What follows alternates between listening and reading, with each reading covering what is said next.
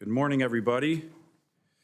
Earlier this month, the men and women of the United States Coast Guard carried out a number of incredible rescue missions, saving 9 people from a commercial fishing vessel that ran aground on St. George Island. Closer to home, a larger scale, heroic number of rescues followed Typhoon Halong in western Alaska, where some of our smaller communities were hit by this massive typhoon. Our Coast Guard, working with the National Guard, rescued 51 Alaskans in the middle of the night during a typhoon. These missions are a powerful reminder that the Coast Guard's work is not abstract. It is immediate, dangerous, and often the difference between life and death for Americans. Today's hearing, and I am very honored to have our newly confirmed Commandant of the United States Coast Guard, Admiral Kevin Lunday, is about making sure the historic investments Congress made in the United States Coast Guard translate into real operational capability where it matters most, when it matters most.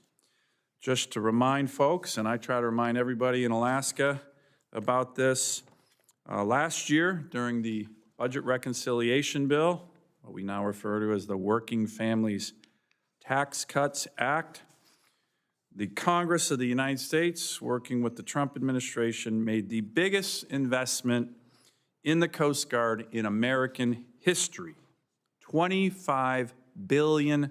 Now, I like to say the Coast Guard has a great culture, similar to the Marine Corps, in my view, an ethos of, hey, we can do more with less. Don't worry, it's okay. We know we have 50-year-old helicopters and cutters and icebreakers, but we can do more with less. Well, it's time, in my view, of the Coast Guard to do more with more. And that's what we're able to do in this budget reconciliation bill. The numbers which the Coast Guard needs are historic in that $25 billion. 16 new icebreakers.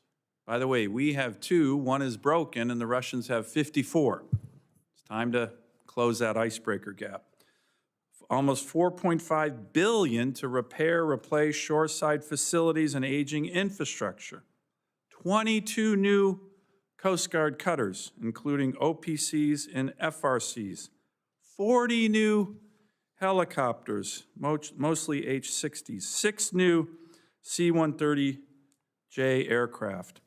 This is, as I mentioned, the biggest investment in Coast Guard history. And I think everybody, including members who didn't vote for the bill, thought that it was time to do that for the Coast Guard.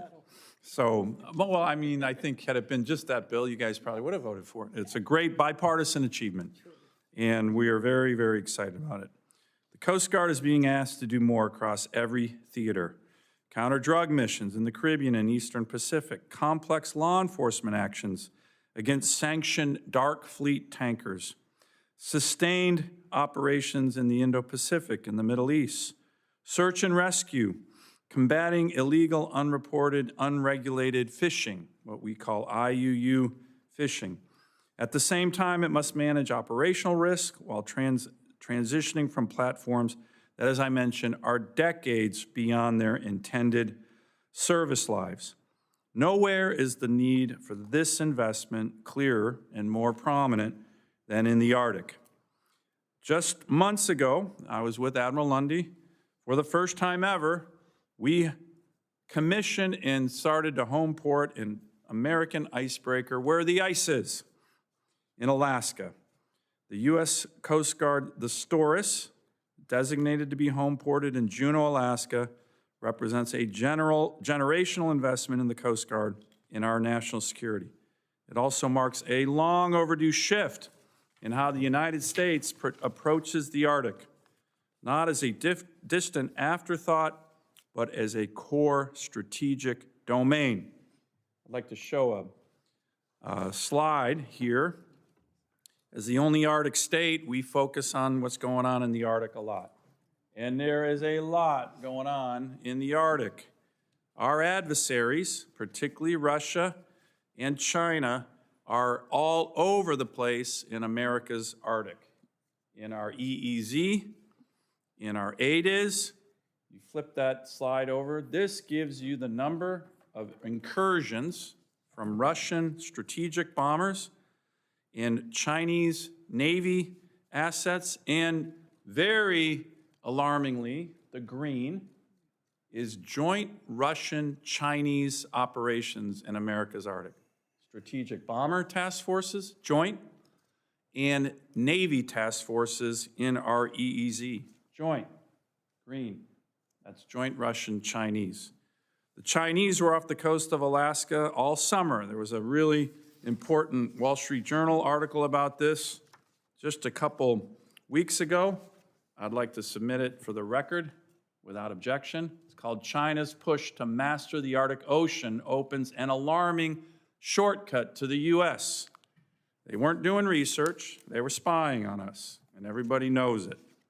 So the Arctic is another key place where the Coast Guard, with its new significant investment dollars, is going to be making much more important investments to protect the northern domain of America. I'd like to again commend Admiral Lunday for his great work on this issue as well. But it's just one area that the Coast Guard's global demands have to be met. So what we want to do in this hearing is not just focus on the Arctic. I'll do that significantly, but I'm sure my colleagues want to have a better sense of the Coast Guard's force posture, laydown, global deployments, workforce decisions, and importantly, how the Coast Guard sees its ability to rapidly deploy the investments that the Congress and the Trump administration made this past summer.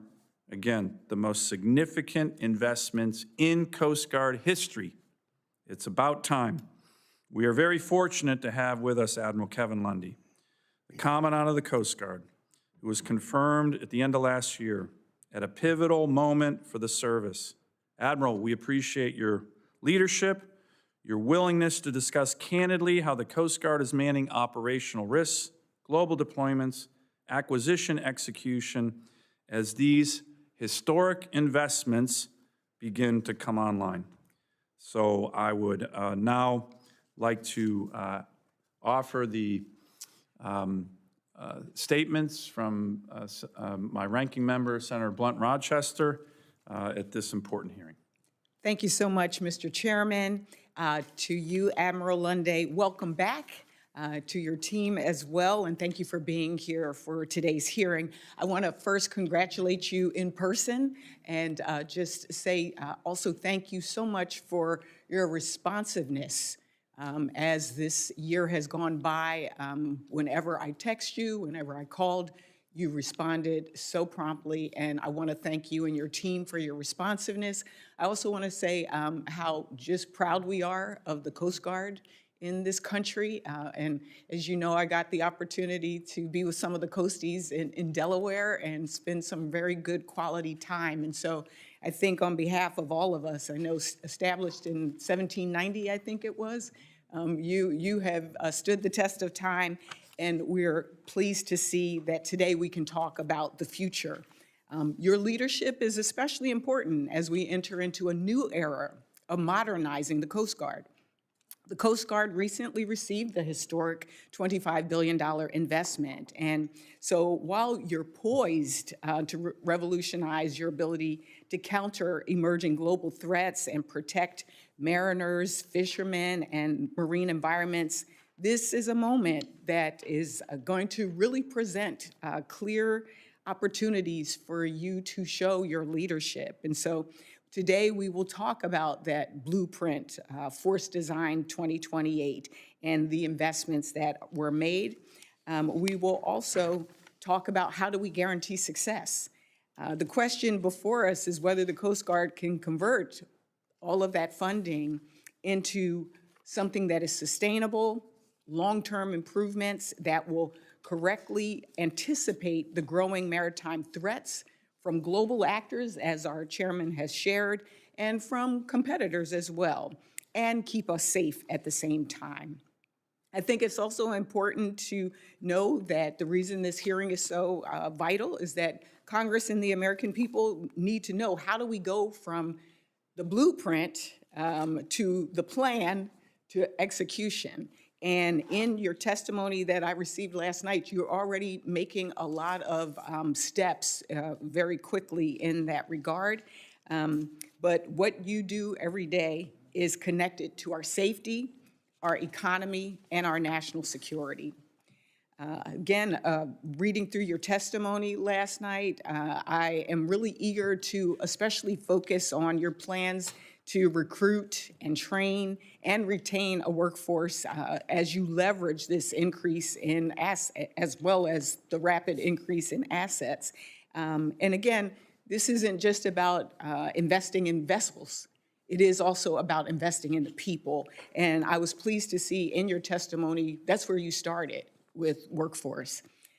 It also means ensuring that Coast Guard families have access to affordable housing, good health care, and quality child care, because it's our responsibility to take care of the Coast Guard at home so that you can serve our country with confidence at sea. A large part of investing is investing in training. And that's why I want to recognize the critical role of the Coast Guard's training institutions, whether it's Woods Hole, Rhode Island, or Coast Guard Boot Camp in Illinois, or the training center, Cape May, which is just across the bay from Delaware. These institutions remain foundational to Coast Guard personnel development. So, Admiral, again, thank you so much for the responsiveness, for your service and the service of all of the Coasties and their families. And I look forward to your testimony and discussing how your leadership will guide the Coast Guard through this critical period. And Mr. Chairman, thank you. I yield back. Thank you. And Admiral, I want to introduce you again, recently confirmed as the 28th Commandant of the U.S. Coast Guard after serving as the 34th Vice Commandant, previously also commanded the Coast Guard Atlantic area and led at the district level in the Indo-Pacific. So thank you for being here. You are now recognized for 5 minutes for your opening statement. Thank you, Mr. Chairman.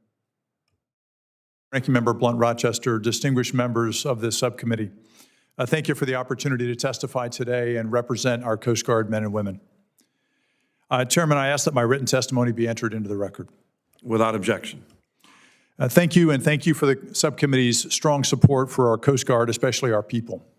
For over 235 years, America has depended on the Coast Guard to ensure our national security and economic prosperity. In the face of unprecedented challenges, including adversary threats to our sovereignty, prosperity, and way of life, the nation needs a strong, capable, and more ready Coast Guard now more than ever before. With the leadership and support from President Trump and Secretary Noem and this Congress, the Coast Guard is better positioned than it was 1 year ago to achieve operational control of the border and maritime approaches, facilitate the flow of commerce, and rapidly respond to crisis. Through Force Design 2028 and the historic $25 billion investment through budget reconciliation, we are renewing the Coast Guard to become a more agile, capable, and responsive fighting force. Your continued strong support, including for sustained higher annual top-line growth in our appropriation, is vital to our continued success. 2025 was a historic year for the Coast Guard in delivering mission results with record-setting outcomes. 2 examples. We interdicted over 510,000 pounds of cocaine at sea that was headed for the United States. That's over 193 million potentially lethal doses that would have otherwise reached American communities. And we saved an additional 5,000 plus lives through search and rescue operations, including over 290 following devastating storms in Texas, in Alaska, and the Pacific Northwest. All of this while implementing Force Design 2028 as the most sweeping service transformation in more than a century. Our operations continue. In the past 2 months, in the Caribbean and North Atlantic, Coast Guard tactical teams and cutters conducted high-profile boardings of dark vessel tankers, enforcing U.S. and customary international law, along with others, to stop illegal activity, including sanctions violations and funding of narco-terrorism. In the polar regions, the nation's only heavy icebreaker, Coast Guard cutter Polar Star, commissioned 50 years ago this week, is right now conducting icebreaking operations vital to the resupply of America's McMurdo Station in Antarctica. But Polar Star is only one of 3 operational U.S. polar icebreakers. So we're rapidly expanding our icebreaking fleet to secure our northern border and maritime approaches in the Arctic. Under the President's leadership and direction, we're moving to expand our icebreaking capacity with the construction of 11 Arctic security cutters. We recently awarded 2 contracts to rapidly build and deliver 6 Arctic security cutters, 2 to a shipyard in Finland, 4 to a shipyard in the United States, and we're working on awarding additional contract for 5 more that will onshore more shipbuilding into U.S. shipyards and strengthen America's industrial base. But assets do not make the Coast Guard. Our people do. We must grow our workforce and support the readiness of our men and women and their families. We must increase annual operating funds to provide our people and the families the housing, childcare, medical care, training, and the support services they need to be able to serve and serve successfully.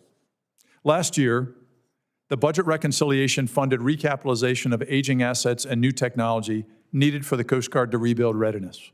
We've already obligated $7.8 billion and will obligate over $20 billion, 75% of the full amount, by the end of this year to deliver new cutters, boats, aircraft, shore infrastructure, and technology. But this is a down payment. We need significant, sustained, higher annual top-line growth, especially in our operating funds, starting with the 26 appropriation. Any lapse in appropriation disrupts our ability to conduct operations, rebuild readiness, and deliver value to the American people. Any shutdown means that many of our people will go without pay, even while they have to continue working, which is an unwarranted financial hardship. I urge the Congress in strongest terms to pass a budget now that funds the Coast Guard and pays our people. I also ask for the Senate's support to put the full Coast Guard senior leadership team in place by confirming the President's nominees for our Vice Commandant, our 4 Vice Admiral positions, and our other presidential nominees. The new leadership team is critical to our success now. Thank you, and I look forward to your questions. Thank you, Admiral. And I'm going to defer my first round of questionings to the distinguished Chairman of the Armed Services Committee. And I will tell you that Chairman Wicker cares deeply about the Coast Guard. And we had an important victory in December where we attached the Coast Guard Authorization Act that we worked on hard here in this committee to the National Defense Authorization Act, which is something I've been advocating for years. It makes sense to bring all of our military services together in their reauthorization acts in one bill and one vote, and that's what we achieved at the end of last year, and we did it in large part because of the chairman of the Armed Services Committee. So I'm going to defer my first round of questioning to Chairman Wicker. Mr. Chairman, I really do appreciate that, and of course, much of the credit for the inclusion of that provision in the Armed Services Authorization Bill goes to you as a senator from Alaska and as subcommittee chairman here, so thank you for that. There's a lot I need to mention, and I only have a moment or two. Let me mention junior ROTC. You and I spoke about this. Admiral Lunday, thank you for whatever role you may have played in directing that 2 new units be established in April of this year, one in Oregon and one in Alaska. I think junior ROTC is a great citizenship builder, and it helps our readiness, and I just wish we could have twice as many because it's been proven. Secondly, Senator Schatz and I have legislation that would require an annual plan and budget display for Coast Guard operations in the Pacific. So if you would speak to the relationship that the Coast Guard and DOD have and tell us what you need extra of this top line that you mentioned to increase our op tempo in the Indo-Pacific. Mr. Chairman, thank you for your question on the Indo-Pacific. You know, the Coast Guard Well, first of all, the United States is not only a Pacific nation, we're also a Pacific island nation because of Hawaii and our 3 territories there.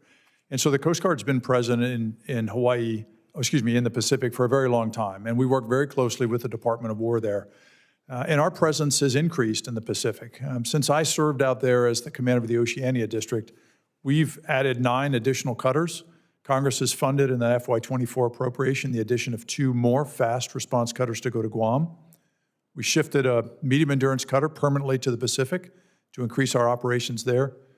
And the 26 appropriation that is pending now would add another $116 million in operating funds to improve training, engagement teams throughout the Pacific Island nations, and to strengthen U.S. national security and defense in the Indo-Pacific. And so it's a vital area of operations, and we continue to expand our commitment and our footprint into the Indo-Pacific because that's not just somewhere over there. The Indo-Pacific for us is also the U.S. homeland because of Hawaii and our 3 territories. Do I take it from your testimony, and the answer to the question is, we've made a good start, we've got a lot more to do?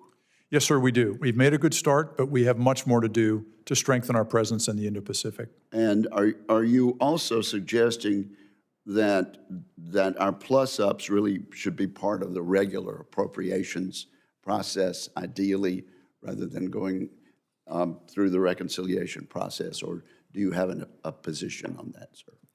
Well, yes, sir. Certainly the reconciliation process infuses an investment that's needed, but it really must be supported by sustained investment in the capitalization money and also our operating funds, because these assets are badly needed, but it's the crews that operate them that make the Coast Guard able to do what it does. And the annual top line does matter, doesn't it? It does, yes, sir. Now, okay, tell us about about where we are on helicopters. We put some money in for the Jayhawks. Apparently, we're phasing out the Dolphins. Actually, the MH-60 Jayhawks. Are we moving then to a combination of that, just simply called the Jayhawk and not the MH-60? Where are we on that? You've got to clear us up. Yes, sir. Senator, the MH-60, we call our variant the Jayhawk, and so we are moving toward primarily, and have been on a road to move to a 60 rotary wing fleet. We are continuing to look at other options, and then reconciliation investment is given that, because the older 65 short-range helicopter is approaching obsolescence. The Dolphin. The Dolphin. Much harder to maintain. The original equipment manufacturer doesn't supply parts. So we're phasing those out, and we're growing Over the what 60s. time, sir? Well, the original was to phase them out by 2037, but we think the sunset's going to come much faster given the obsolescence. Because of the reality there. Well, keep us posted on there. And again, I think we got Mr. Chairman, if you'll just indulge me, I think we got $2 billion in last year's reconciliation for the Jayhawks. So keep telling us what you need. What are your plans for Coast Guard Station Pascagoula? I know it's not in Alaska, but there are Coast Guard facilities elsewhere in the country. I didn't know that. That's really good to know. Will we be returning to full response operations according to your plans at Coast Guard Station Pascagoula? Yes, sir, we will. I made a decision in December to restore that to a full mission of response station. We had downgraded it in 2023 when I commanded Atlantic area. I was part of that because of our severe personnel shortages. And now we're in a position where we need to restore it to full response operations, and we're going to do that in 2026. Was that a mistake or just something you had to do? Something we had to do, Senator, because we were so short of personnel. But based on recruiting successes over the last several years, we're now in a position to restore it to full operations. How important, and this is my last question, Mr. Chairman, and you all have been very indulgent, how important are autonomous systems going to be going forward? Well, they're critical, Senator. And we've made investments in those systems, especially fueled by the budget reconciliation investment. In fact, we've already, in that $7.8 billion that we've already obligated, we've purchased a number of short-range and medium-range autonomous systems, both air and surface, and even subsurface. They're providing us an ability and a capability we didn't have before to perform our missions. And there's also funding for long-range UAS that we haven't yet obligated, but we're on track to. Thank you, sir, and thank you, Mr. Chairman. Thank you, Mr. Chairman. Senator Blunt Rochester. Thank you, Mr. Chairman.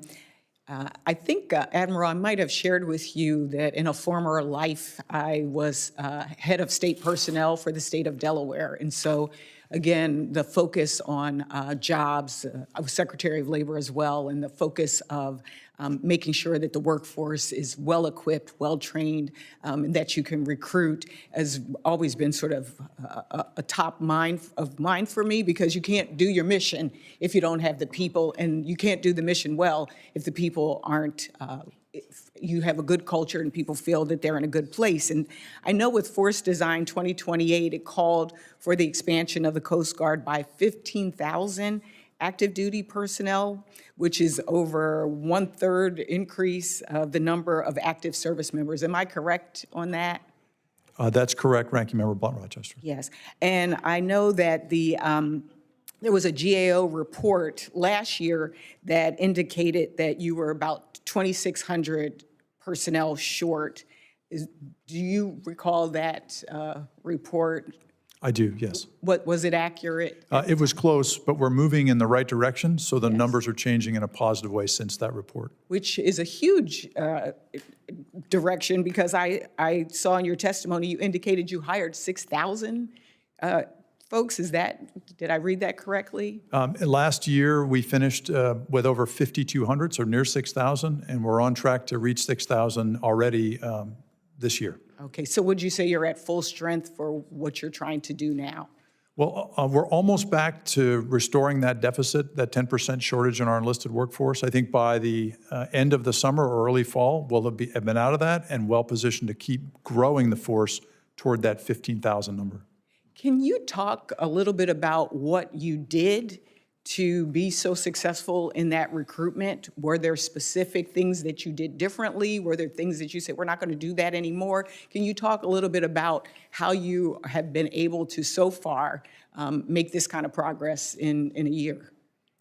Thank you for the question, because it really highlights the importance of our recruiting effort. And I think we're going to need the level of effort that we've put into recruiting going forward. We're never going to go back to a situation where we can just expect people know and want to join the Coast Guard. We've got to tell our story better. And so we invested in the people and the talent and the expertise and technology to be able to recruit, reach all parts of the United States, attract the best young men and women who have a propensity to serve and want to serve their country, and then recruit them into the country. And that's involved opening more recruiting offices, including in places we didn't have them or haven't had them for a long time, like the Midwest. And then using technology to be able to reach young people where they operate, where they live, where they consume information, rather than the traditional methods that I was used to recruit me a long time ago. And you know, when I saw the number 15,000, that's significant. And I was thinking, how do you think you'll be able to sustain that pace of you hired nearly 6,000? Do you think you will be able to sustain that pace? And what do you think it will take to do that? Well, it's really important, Ranking Member, because it's not only on the recruiting side. We need to have that training capacity in our system. First at Training Center Cape May, where there's a significant investment to improve and expand our capability there, but also in our follow-on training for our force.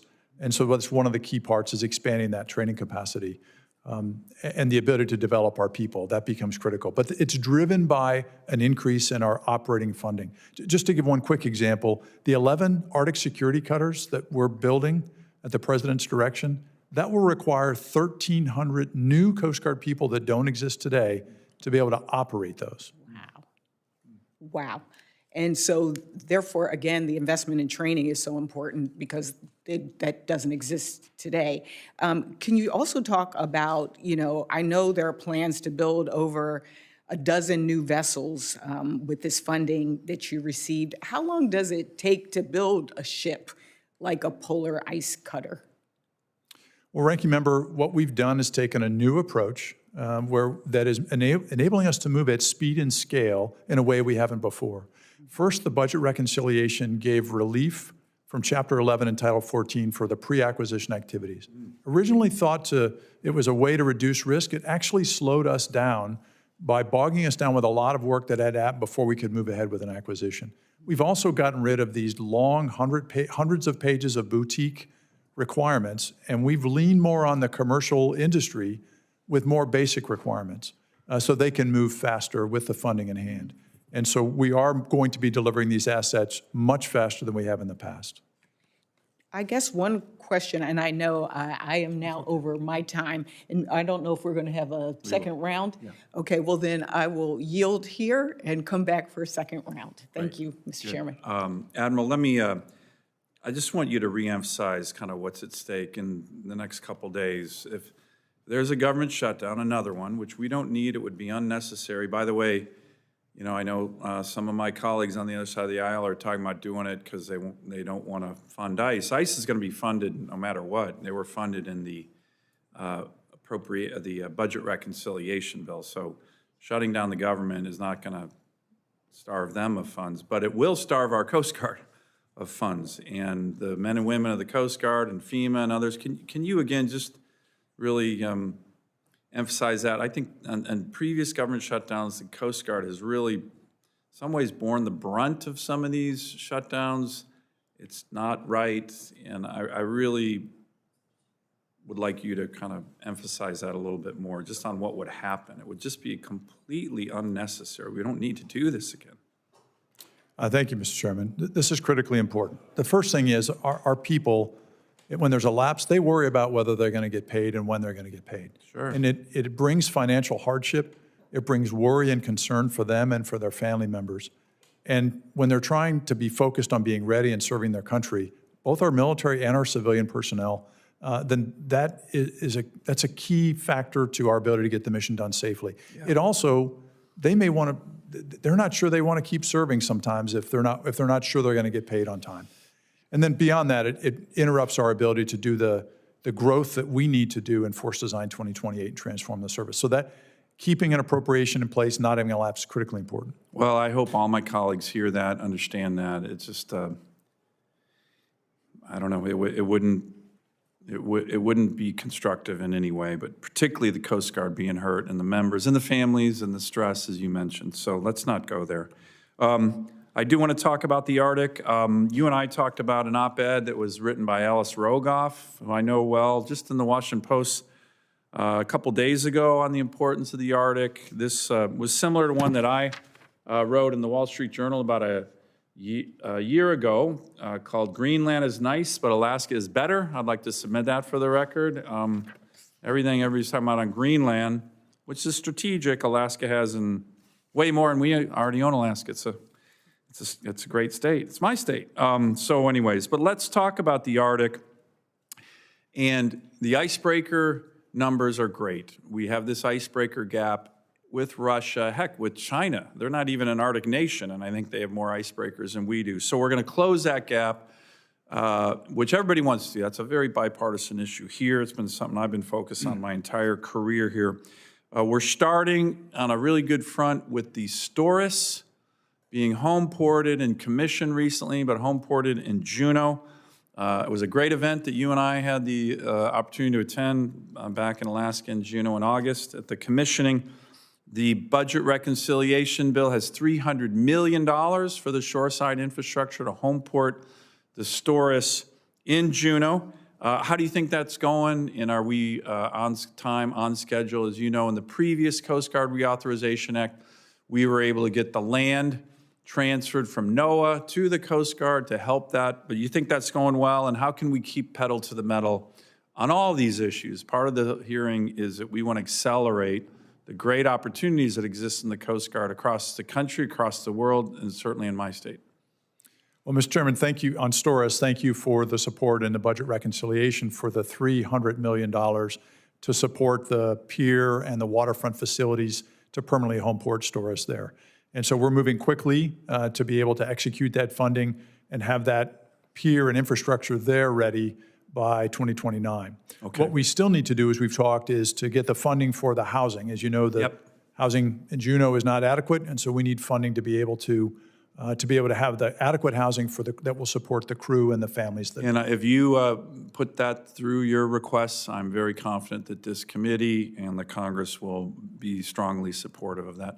Let me go to the next issue. You and I have spoken a lot about, as you mentioned, the next phase of all these Coast Guard cutters, the heavies, the mediums, the smaller ones. I'm sure Senator Baldwin's going to ask about the ones for the Great Lakes. But I know we're looking at some, especially for the mediums, a decision around, or not decision, home porting around 2028. You and I have talked about, I've said publicly, I can't imagine that you wouldn't have significant more Coast Guard cutters where the ice is, where the action is, as I just said. In Alaska, I know you're not there yet. I know your team's looking at the home porting decision-making. But can you give me a sense of that, the direction you've given your team? I certainly would anticipate, as the chairman of this committee, a couple more icebreakers being home ported in the Arctic, where the ice is, and that means Alaska. Thank you, Mr. Chairman. And we've talked about this before, sir. The speed at which we're moving to build the Arctic security cutters means we're going to have to assign the people very soon, and we're going to have to make decisions in consultation with the department and then in communication with Congress on what those home porting decisions will be. And that'll happen in 2026. Okay. Part of the planning guidance I've given to my team as they present options to me, and I discuss them with the Secretary, is to start with an option that includes home porting Arctic security cutters in the state of Alaska. Great. I appreciate that very much. And hopefully we can, when we're talking 2026, I'll keep pressing you guys. I think first quarter, second quarter at the latest, we want to get moving on that. But I appreciate your leadership on that. And with that, Senator Baldwin. Thank you, Mr. Chairman.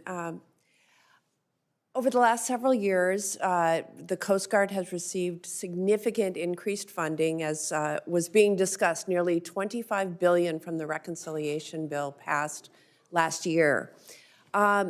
This committee, however, has received shockingly little information about how, when, and where the Coast Guard plans on spending those funds. Admiral Lunday, it is my expectation that the Coast Guard will promptly provide information to this committee on all the programs allocated funding in last year's reconciliation bill. And I want to particularly focus on the light and medium ice-breaking cutters, which received about $800 million in that $25 billion package. These new cutters are meant to replace the aging Bay class and smaller ice-breaking tugs. So, Admiral Lunday, can you provide additional information on the Coast Guard's plan to acquire new light and medium icebreakers, including how that $800 million will be split between those programs? Senator, thank you, because our domestic icebreaking capability in our ports, waterways, and in the Great Lakes is critically important. And the funding and reconciliation to replace those medium and light icebreaking capabilities is critically important. We did a solicitation, asked for information from industry, because we're taking a commercial approach so we can, again, move at speed and scale to deliver these much faster than we otherwise would. And we've gotten that input back on both the light and the medium variants, and we're analyzing that information right now as we develop an acquisition plan to move forward with acquiring the light and the medium icebreaking capability. So we don't have a specific breakdown of which of the numbers of each variant yet, but we're working toward that.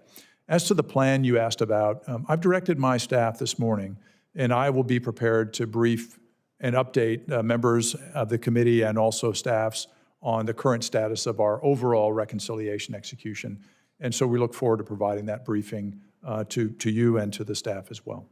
Thank you. I was very disappointed when the President announced that many of the Coast Guard's new icebreakers would be primarily constructed overseas.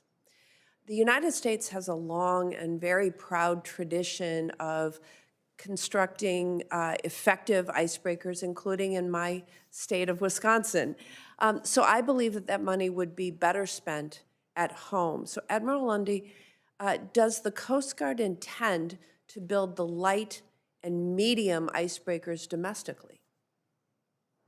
Senator, yes, our plan is to build those in domestic U.S. shipyards with American workers. That's music to my ears.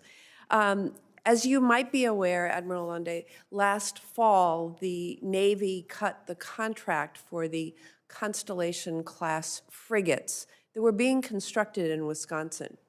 Following the cuts to that contract, the Navy suggested the possibility of helping the Coast Guard out with speeding up the procurement of a second Great Lakes heavy icebreaker, which I also hope will be built in Wisconsin.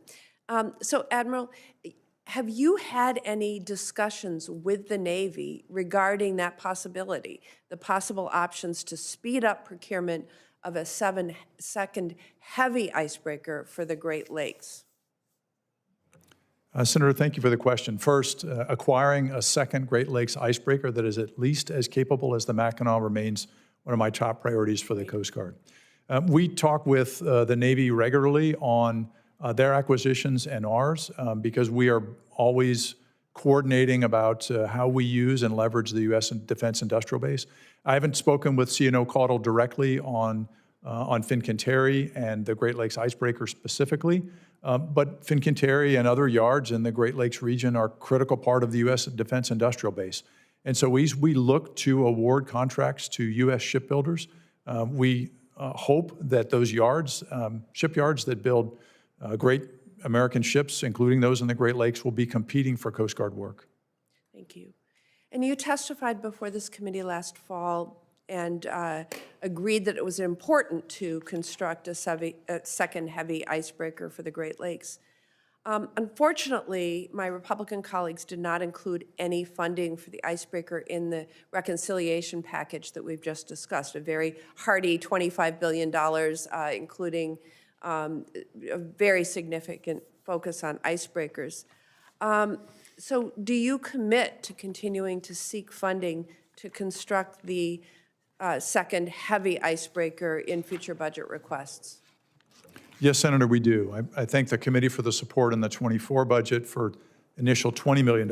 In our 26 unfunded priorities list, there's a request for an additional $35 million to complete the analyze and select phase.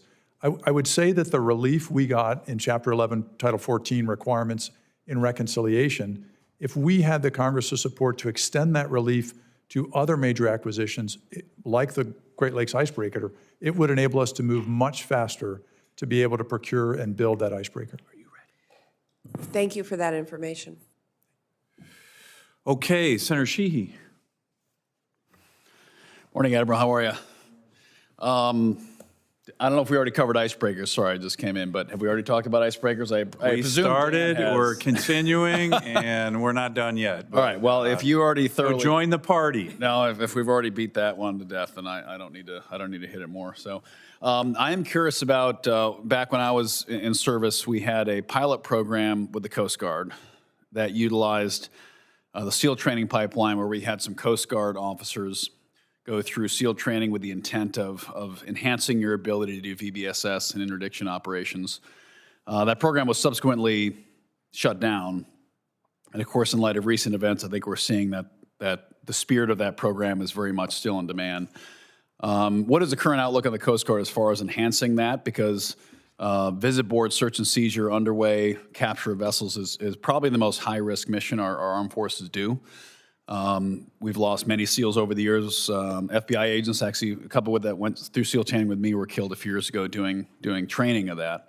So I'm curious what the Coast Guard's current plan is to invest in that capability and enhance it.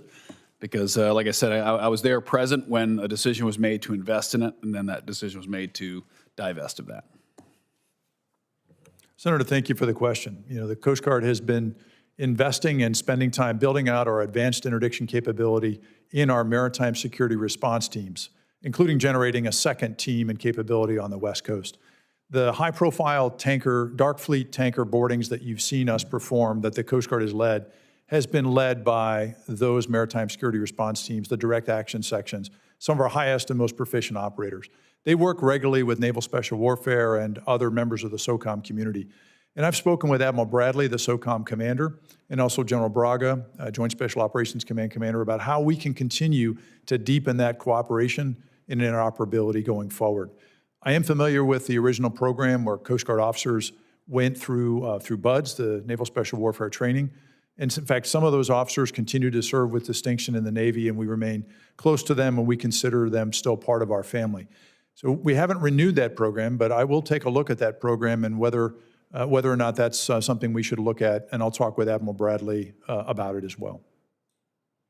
Yeah, and I bring it up only because the very history of special ops in the American military, although it's all in vogue now with global war on terror, the history of SOF is actually one of investment and then very quick divestment when it's not convenient to keep the snake eaters around, and they have long hair and they get in trouble a lot and they usually drink too much. So the services quickly disband them oftentimes after the conflict's over, and then are forced to recreate that capability again later when it's needed. And almost every branch has made that mistake. And luckily, after the Eagle Claw mission in Iran, jointly as a military, we recognized, let's institutionalize our special operations capability.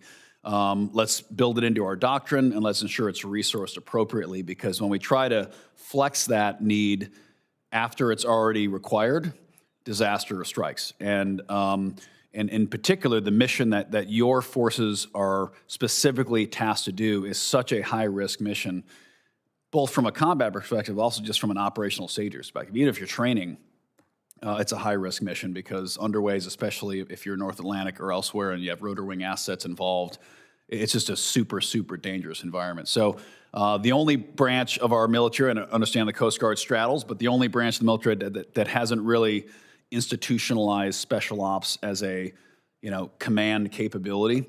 Understand you've always had the interdiction teams and that, but is the Coast Guard. So I would recommend, in light of the recent months of op tempo in this atmosphere, to say, listen, maybe the Coast Guard can lean into this again and institutionalize what is a capability which you just outlined. We have the capability, but let's make sure it's institutionalized and it's part of our doctrine, so that when you retire and someone else comes in, they don't decide, hey, we don't need this anymore. Let's shut it down, because we've done that so many times in the military.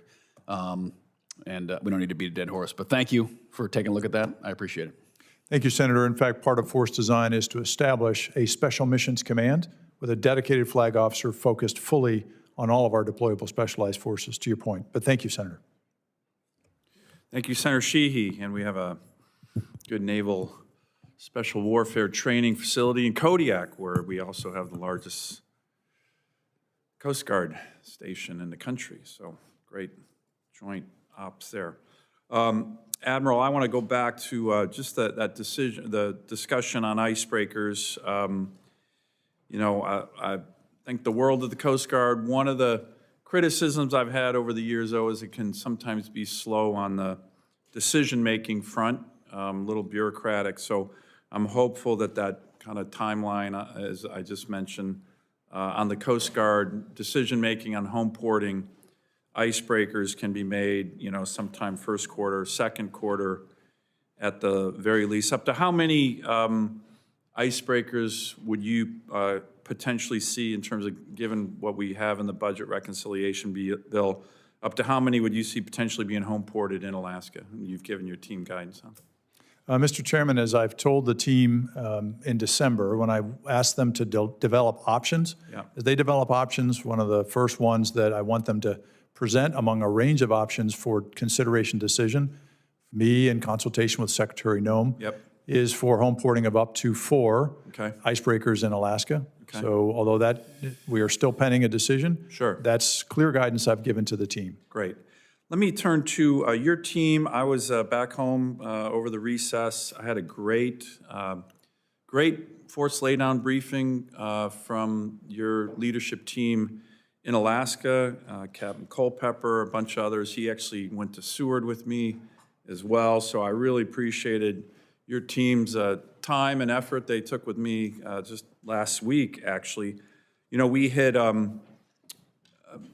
it's long history, but when I first got here, the Coast Guard had this plan for a force laydown. They were looking all over the country, and they were going to take the cutters in Alaska and reduce them despite all this Arctic challenges, which I thought was a big mistake. So I kind of worked very closely with the Commandant and, you know, during his confirmation process, got them to change that look from 7, they wanted to go 7 cutters to 6. We actually went 7 to 8.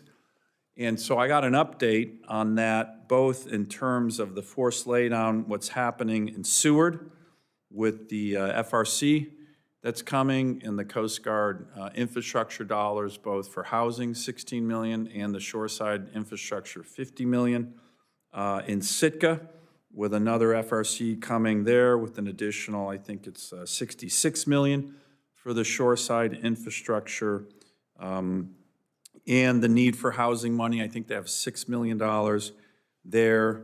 The Kodiak, plus up of MH60s from 5 to 9, and 2 additional OPCs that are projected there.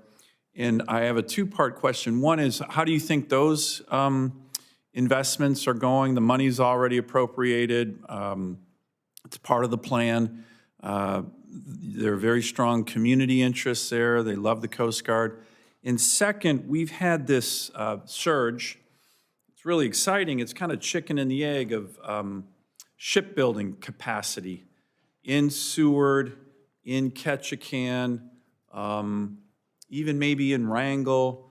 A lot of companies are starting to do the shipbuilding and heavy maintenance work. JAG is one that's an example. As you are looking at home porting, but also cost savings, does it help to have someone very close that can do the heavy maintenance overhauls, not just for Coast Guard vessels, but some of these shipbuilding companies in Alaska are doing it for Navy vessels? It seems like a really good kind of symbiotic relationship. You guys don't have to send your vessels, whether it's icebreakers or, you know, FRCs, down to Alameda and other places. You keep the families home ported where their ship's doing the overhaul.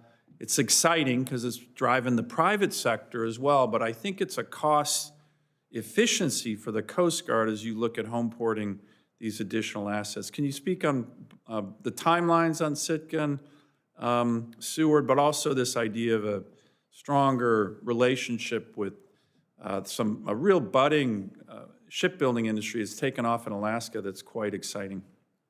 Thanks, Mr. Chairman. I think on our plans for building out the infrastructure, including housing in place in Seward and Sitka and other locations, much of that is funded. We're moving forward on executing. And then the areas where we still need more funding, additional housing in some of those locations, continued housing build out in Kodiak continues to be important.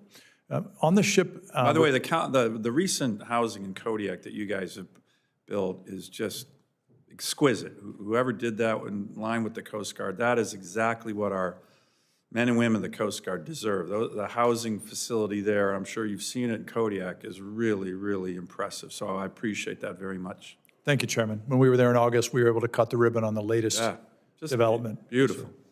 To your question about the ship repair. So the American maritime dominance and a strong industrial base is not just about shipbuilding, it's about the repair that you mentioned.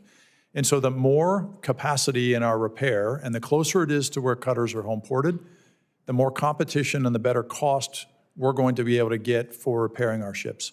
And so I'm supportive of anything that increases the availability of repair capacity and capacity that's closer to where our cutters are home ported. Good, and isn't that also good for the crews? Because then they don't have to, they can, you know, they're not leaving their duty station as that ship is being repaired, say, more locally. It is, Mr. Chairman. Great. I see the chairman of the committee is coming, and I don't know if you want to, are you ready to go, Mr. Chairman, or should we turn over to Senator Blunt Rochester? Go ahead. Okay, Senator Blunt Rochester. Get your bearings here. Well, thank you. I'm not sure if this is round 2 or 3, but it feels like a moving fleet. I want to continue my questions, but I also want to start off by acknowledging what the chairman said, that we hope there isn't a shutdown. And I think there have been positive signs even in the past 24 hours with the engagement of the White House, as well as a bipartisan group of senators, which I think is important for the country to see. And so let's start there. Secondly, I would be remiss if I let the opportunity to go by without acknowledging Sector Delaware Bay, as well as our folks at station in Indian River in Delaware. Again, just doing exemplary work and represented the organization as well as the country.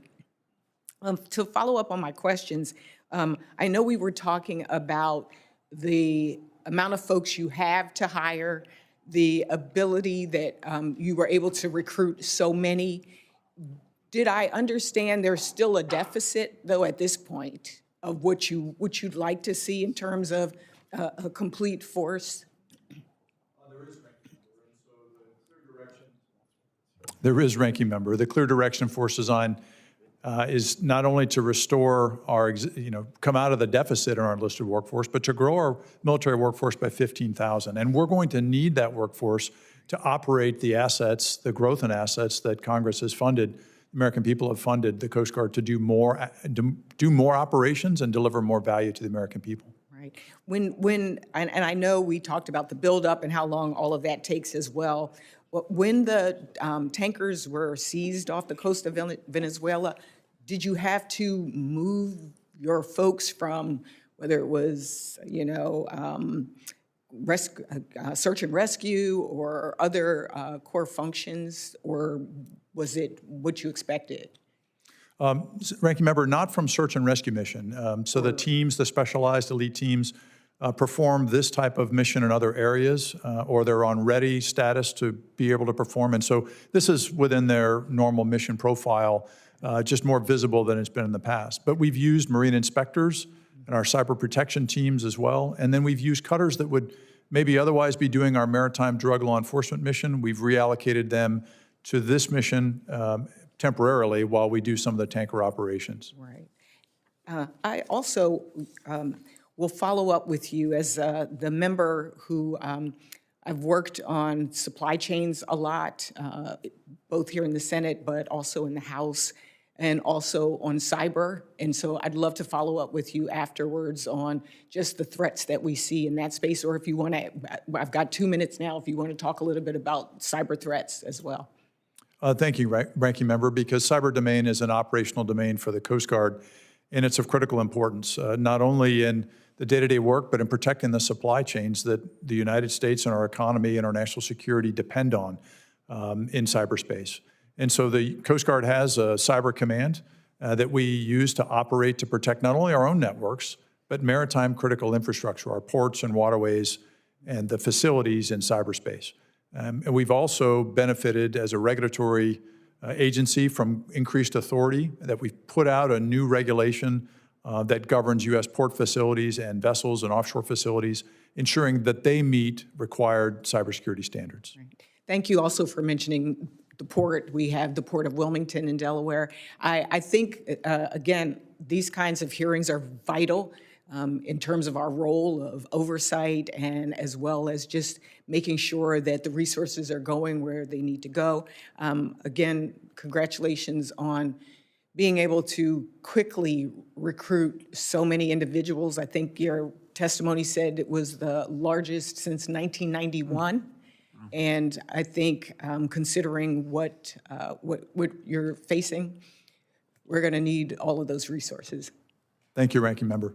Thank you, and I will yield back. Thank you. Next, we have our chairman of the full committee, and I'm honored that Senator Cruz is here. He and I really tag team the effort in the budget reconciliation bill on making this historic, largest investment in Coast Guard history. So I want to thank the chairman for his great leadership on this. This is something that he and I, as the full chairman and as the chairman of this subcommittee, have a lot of pride in, because I think it was one of the more underreported elements of the budget reconciliation bill, but so important to our country, and historic investments in the Coast Guard. So with that, Mr. Chairman, the floor is yours. Thank you, Mr. Chairman. I fully agree with those sentiments. Admiral, welcome. Good to see you. Patrol Forces Southwest Asia's 6 fast response cutters in Bahrain are doing difficult work in the Persian Gulf and the Arabian Sea, escorting commercial traffic, countering piracy, and interdicting smuggling networks that use small vessels and dhows to move drugs, weapons, and other contraband. As you know, seizures of these vessels at sea can be extremely dangerous. In 2024, 2 Navy SEALs tragically drowned during a nighttime seizure in this area when trying to board a dhow moving Iranian weapons to Yemen. To my colleagues who think our Coast Guard and Navy should be boarding every Venezuelan drug runner, that's a risk you take, as our friend Senator Sheehy has pointed out. Congress just directed you to develop a policy to disincentivize maritime drug trafficking, including seizing or otherwise disposing of trafficking vessels. Right now, these sea pirates are just turned on their way with no consequence. What specific changes do you intend to make in the next year to turn these interdictions into real deterrents, resulting in fewer repeat offenders and fewer dhows going back to sea to move drugs and guns? Mr. Chairman, thank you for your question and your attention on this issue. We're very proud of our crews in Patrol Forces Southwest Asia that do this dangerous but very important work under the command of U.S. Central Command. And so I've communicated when I commanded Atlantic area with the Central Command commander and the commander of Fifth Fleet out there, and I've asked Admiral Moore to do the same. I'm going to re-engage in the Department of War, the Central Command commander, Admiral Cooper, and talk to him about the way forward on this so that we can make sure we're being more effective as we do these important boarding operations. I want to return to the topic that the chairman mentioned just a minute ago, which is after years of neglect, the Coast Guard is finally receiving the resources it needs to stop illegal immigration, to intercept drug traffickers, and to keep Americans safe at sea. In the Working Families Tax Cut Act that we passed last summer, it included the largest recapitalization of the Coast Guard in American history, over $24 billion. We also cut through layers of red tape and gave the Coast Guard flexibility to buy new ships and aircraft quickly. Let's talk about outcomes. What are 3 concrete capabilities you will deliver this year with this funding? Thank you, Mr. Chairman. So we are moving at speed and obligating the funds, and then delivering the outcomes is of paramount importance. And so the first outcome we're going to deliver is, and we've already obligated this funding, and that's the autonomous systems. So we've already invested in, obligated, and we're delivering the autonomous systems that we're using for air, short and medium range. We're also using for surface, and we've got a contract, for example, with Sail Drone, and we're using that for border control.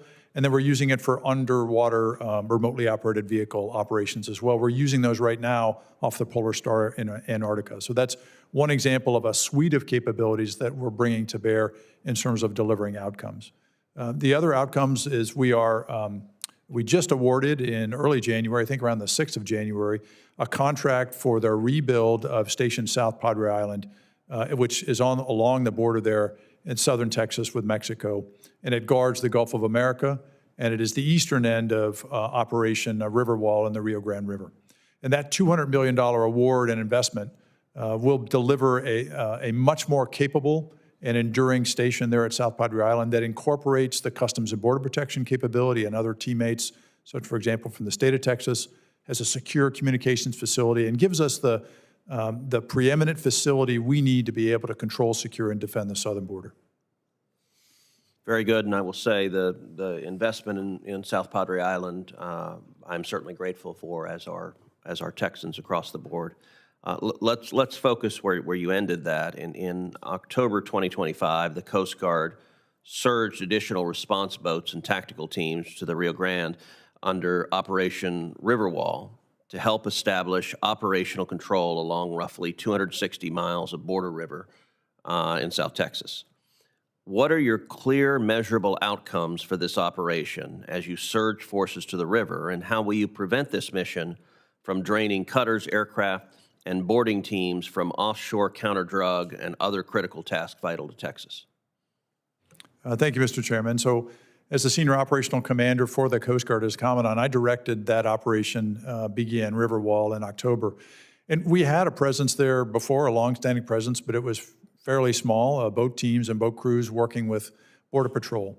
But we needed to infuse a much greater capability. And now we're looking at what is that enduring long-range force posture to do Operation Riverwall in a way that balances our commitment of forces there with operational demands in other areas. It's principally a boat force and tactical law enforcement supported by UAS and other surveillance capability. But we've learned a lot of lessons since October as we've done that. Our primary metrics are the number of interdictions of border crossings working with Border Patrol, and then also deterred attempted crossings across the Rio Grande.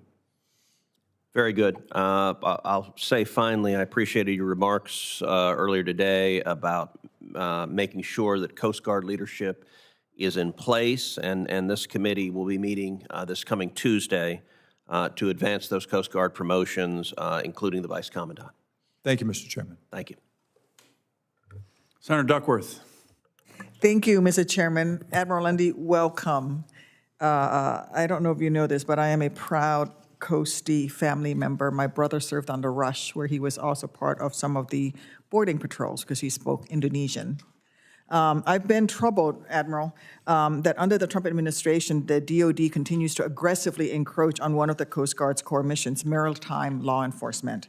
And as often happens when experienced experts are replaced with interlopers, Secretary Hegseth has arrogantly tossed aside proven tactics that the Coast Guard has employed for years to thwart drug runners, bring them to justice, and facilitate vital intelligence collection. Instead, he has been playing judge, jury, and executioner, ordering military strikes to summarily kill suspected drug runners without regard for the laws of armed conflict or any evidence that these small vessels pose immediate imminent threat to the United States. Admiral Lunday, can you explain why the Coast Guard's trained boarding teams shoot at the engines instead of the operator when pursuing a suspected drug smuggling vessel?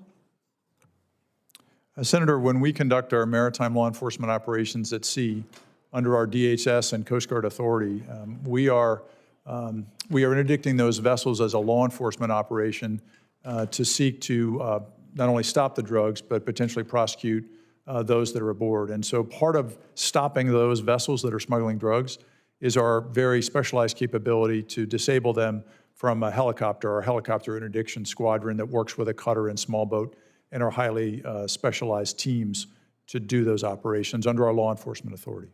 Would you agree that the intelligence gathering component of it is also an important part of what you do when you stop these vessels? When we conduct our law enforcement operations, it is, Senator. Thank you. I agree that the use of lethal force against individuals and vessels suspected to be trafficking drugs, an action that by itself does not constitute armed conflict or terrorist activity, is illegal under the United States and international law. The Trump administration has heavily implied that fentanyl overdose deaths justify the unauthorized use of military force against small vessels departing Venezuela. Admiral Lunday, the U.S. Coast Guard has significant experience combating drug trafficking organizations. Does the U.S. Coast Guard have any reason to suspect that Venezuela is a major manufacturing hub for fentanyl? Senator, our principal interdictions that involve Venezuela or Venezuelan gangs, and we've seen that principally in the Caribbean, that's principally we see the movement of cocaine at sea, but our criminal investigations that have been conducted in accordance with, along with Department of Justice, show strong ties between some of these groups that move the cocaine and other groups that are producing fentanyl. So we see the interdiction of cocaine, that's a cash crop for many of these cartels that funds their ability to produce and move fentanyl. But you're not seizing massive amounts of fentanyl when you're doing these interdictions with vehicles that are leaving Venezuela. Well, in my experience, Senator, the fentanyl we see, given its size and how it's moved, is traditionally moved by other means, not in bulk amounts like cocaine at sea. Yeah, I think that's a clear point that most of the cocaine that passes through Venezuela to the United States arrives by air, and that sea routes departing Venezuela are mostly headed to Europe. Is that correct? I'm sorry, Senator, your question was about cocaine to Europe? Well, yes. So my understanding is that cocaine is a major illegal narcotic we agree that cocaine is the major narcotic that is transiting through Venezuela, and that most of it that's coming through Venezuela arrives in Venezuela by air. Is that correct? I'd have to go back and look at how it gets into Venezuela, Senator, but when we see it move out of Venezuela through the Caribbean toward Puerto Rico, the U.S. Virgin Islands, and other parts of the U.S., we see that move by sea, cocaine move by sea. Okay. And just to be precise, last year, roughly how many pounds of fentanyl did the U.S. Coast Guard interdict that was arriving from Venezuela to the United States by sea? I'm not aware of interdictions of any fentanyl by sea. The cocaine is the principal commodity or drug that's moved by sea. Thank you. Aware of any in the last 5 years? I'm not aware of any from Venezuela that we have seized as the Coast Guard in the last 5 years, Senator. Thank you. Are a majority of individuals that the Coast Guard apprehends when it interdicts a vessel running drugs into the United States senior cartel leaders or important DTO members? Or often, do you find cartels hire individuals who know how to operate a vessel and are desperate for a job to operate those vessels?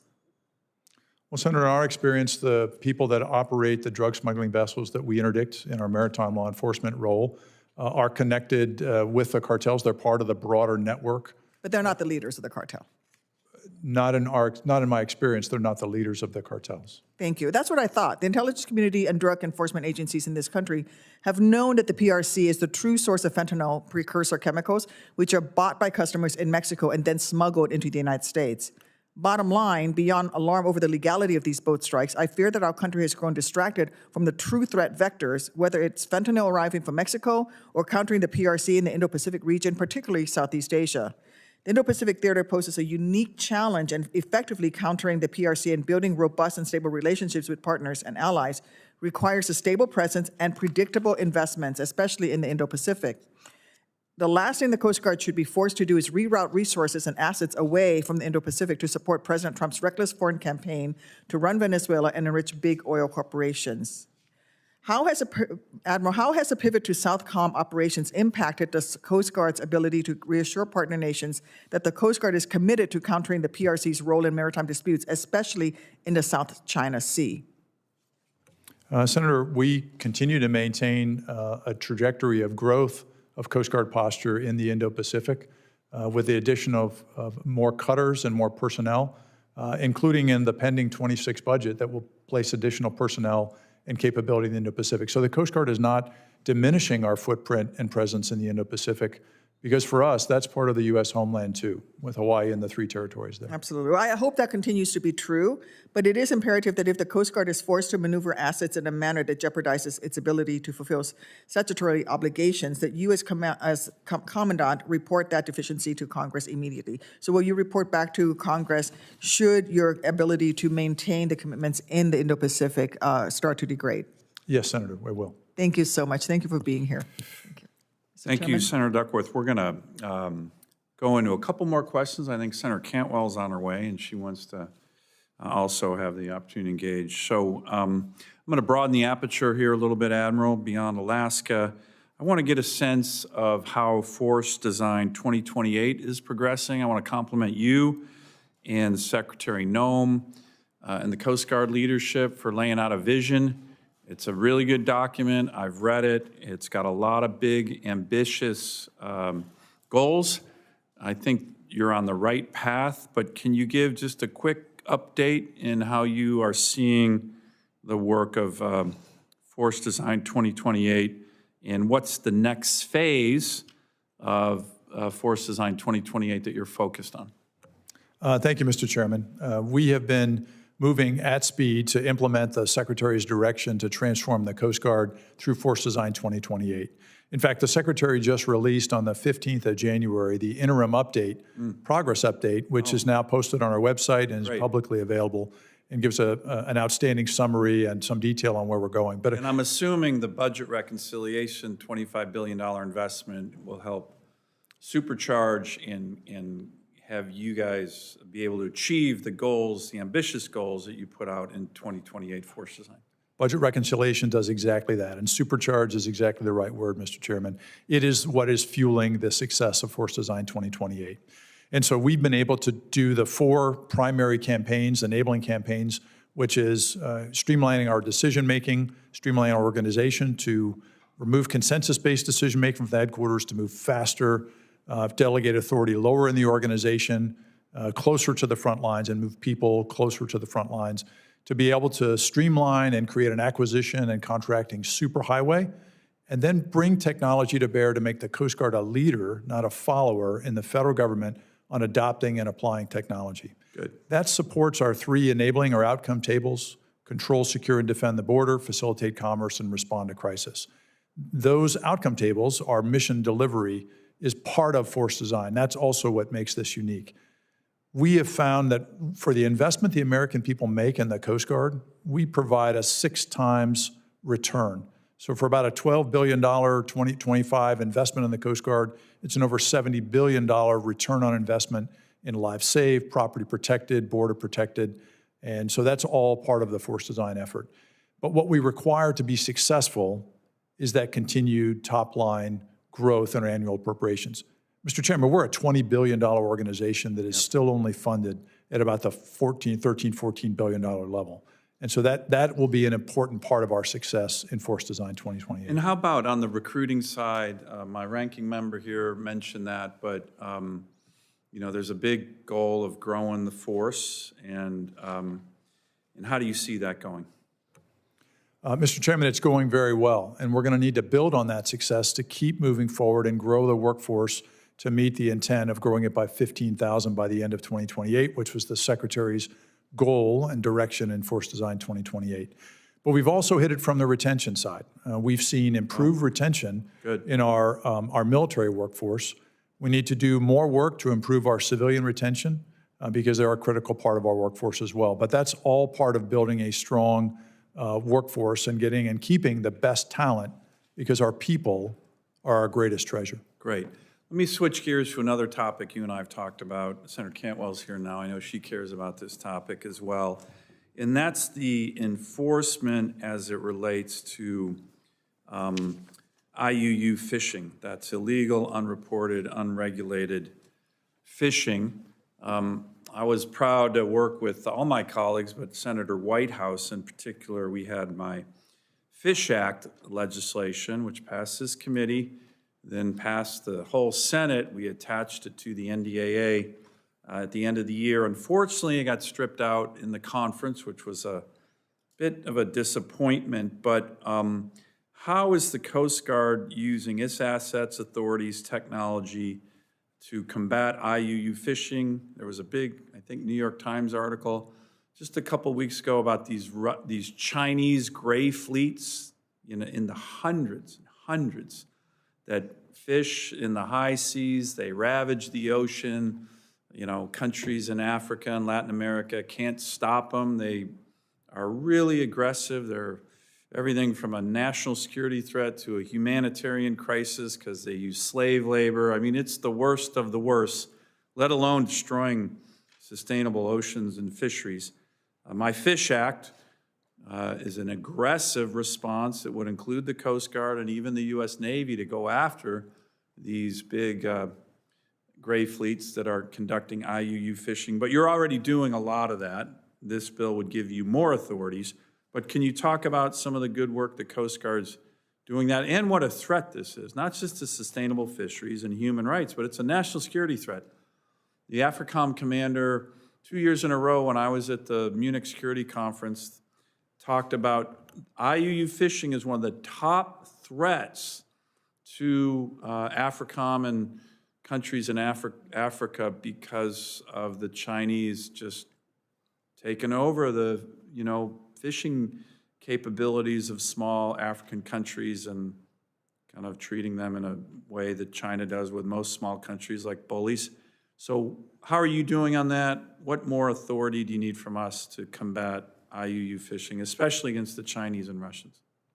Thank you for the question, Mr. Chairman, because countering IUU fishing is a top priority mission for the Coast Guard. It is about national security. Yeah. First, it's about controlling and securing our border and maritime approaches through our exclusive economic zone to protect our sovereign fisheries in those areas. But even beyond that, in the international space, reinforcing the international frameworks that prevent IUU fishing, because those impact our ability and our partner nations' ability to protect their own fish stocks and livelihood and this key protein source. So it is about national security. It's important for us in terms of authority and capability in 2 ways going forward. We need more ability to have maritime domain awareness, actually maritime domain dominance, so we can see what these IUU fishing fleets, these distant water fleets are up to, what they're doing. We can share that information with partners so we can be better at enforcement. And then we also need the at-sea cutter and air capability and other technology to be able to be effective in patrolling, deterring, and then enforcing not only U.S. law, but the international frameworks that prevent IUU fishing. Good, that's great.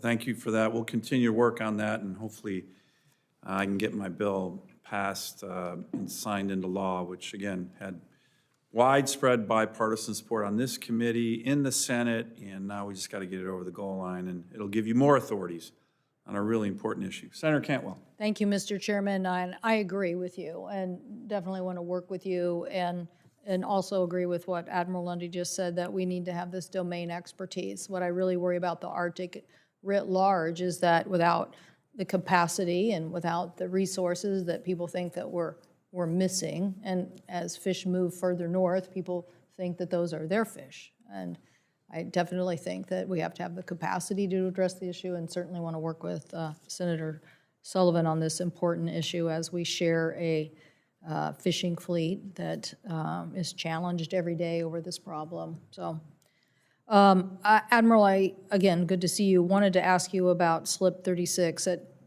Seattle. You guys have updated the aging facility plan and the workforce there. The reconciliation bill, I think, had some resources. Is Seattle part of your prioritization plan for, the infrastructure plan for the future? It is, Ranking Member Cantwell. The critical part of the work there is to rebuild and build out the capability for our polar security cutters that will be home ported there, as well as Healy, which continues to be home ported there. And so that's like part of an ongoing commitment, that the resources are there, right, committed? Yes, Ranking Member, we had resources through annual appropriations before for some of that work, and reconciliation adds additional resources to advance and complete that work. Okay, yeah, I think 323 million, is that right? I believe that's correct, Ranking Member. And then what about, when would we expect to see the polar security cutter construction? When would we expect to see ships arriving in Puget Sound? The first polar security cutter, number 1, being built in Mississippi, is currently on track for completion and delivery to the Coast Guard in 2030. And so I can get it back to you with a specific projected date on when it will arrive at its home port, but it'll be delivered to the Coast Guard right now on track in 2030. Okay, thank you. Appreciate that. And then we've talked about Cape Disappointment and the repair to damages for home port and new surf boats being built. I think it's in our state. What we want you to come and visit, and sorry, I'm missing actually missing a page here somehow. Cape D obviously is a very important part of our plan. And so we're trying to help dedicate, the maritime sector with the incredible exports that come out of the Columbia River. You agreed to work with us on a long-term plan to help fix the problems there at Cape D, so particularly accommodating new surf boats. So what, will you come visit, and will you help us continue to get this plan for Cape D? We will, Ranking Member Cantwell, not only the improvements at Cape Disappointment, but also the long-term dredging challenge there at Cape Disappointment. And actually, if the government is funded, my current plan is to travel out to the Pacific Northwest in mid-February, including a visit to Station Cape Disappointment and the Motor Lifeboat School. Good, good. Happy to join you at that. Might be better to come later in the year, but that's okay. We will take the early visit. And I'll look forward to returning when you can join, Ranking Member. Thank you. Thank you so much. This issue of, our fishermen and the Coast Guard and the C-130s, earlier this month when a vessel ran aground, it was a C-130 that was first on the scene. We understand the C-130s, including at times one from Kodiak that our fishermen rely on, have been routinely transporting migrants to detention centers. Is that correct? Have the Coast Guard aircraft or personnel been used for transporting detained individuals on behalf of CPB or ICE? Yes, Ranking Member, the Coast Guard has a unique capability within the Department of Heavy Lift that enables us to move people and equipment. Mostly that's our C-27 medium-range aircraft, although we have used C-130s in some cases to do that support to ICE or CBP at their request. So how is that helping us meet our other mission of dealing with our fishermen that desperately need it in these treacherous waters? Ranking Member Cantwell, I've given direction to our operational commanders that those type of support operations to other agencies are not to interfere with our primary national security or search and rescue missions. And we do that kind of balancing against mission priorities frequently. That's part of the nature of what we do and operational commanders do. And so that has not impeded our ability to conduct our other primary statutory missions. Well, I see my time has expired, but I'm going to ask some follow-up questions to that and also on the Jones Act. But thank you, Mr. Chairman, appreciate it. Thank you, Senator Cantwell, and Admiral, you've done a great job here, very full hour-and-a-half hearing, a lot of good questions. I'm going to end with one final question, and I'm sure Senator Cantwell will be interested in it as well. You know, Alaska's waters are some of the harshest in the world, yet only 19% of our coastline is currently covered by the Coast Guard's Rescue 21 system. The Marine Exchange of Alaska has proven critical in closing these coverage gaps, extending VHF, DSC, and AIS capabilities to areas Rescue 21 cannot reach, and has already saved lives during incidences of vessels that are in distress and the Wrangell landslide that we had. So the question is, the budget reconciliation bill with the historic investment in the Coast Guard has $170 million dedicated to maritime domain awareness. How is the Coast Guard planning to utilize that and continue to leverage partnerships like the Marine Exchange that I mentioned to rapidly expand coverage for communications and the Coast Guard's rescue system to ensure real-time safety communications across Alaska and high-risk maritime environments? Mr. Chairman, so the Coastal Sentinel, which is a framework that is part of Force Design 2028, the concept there is to use sensors, not only Coast Guard and other federal government sensors, but those from partners, including the private sector, to bring that together to have a full picture and have not just maritime domain awareness, but give us maritime domain dominance for all of our border, including in Alaska. And so partnerships with groups or entities, organizations like the Alaska Marine Exchange are vital to our ability to gather and use their sensor data and then be able to share appropriately data back with them and then have a common data architecture. That partnership or those partnerships are vital to our ability to be successful with achieving maritime domain dominance through Coastal Sentinel. Great. Well, listen, I want to thank you. I want to thank your team. I want to thank all the members of the Coast Guard and their families. Please send them our regards as the chairman and ranking member of this subcommittee on the great job that they're doing for our country. And hopefully we're going to get through this budget funding event in the next 24 hours and fund the Coast Guard. I can't think anything more damaging to have a shutdown that would hurt our Coast Guard members and their families. I also want to have the ranking member Cantwell's requests for her statement to be included for the record to happen without objection. And Admiral, thank you for your important testimony today. You did an outstanding job.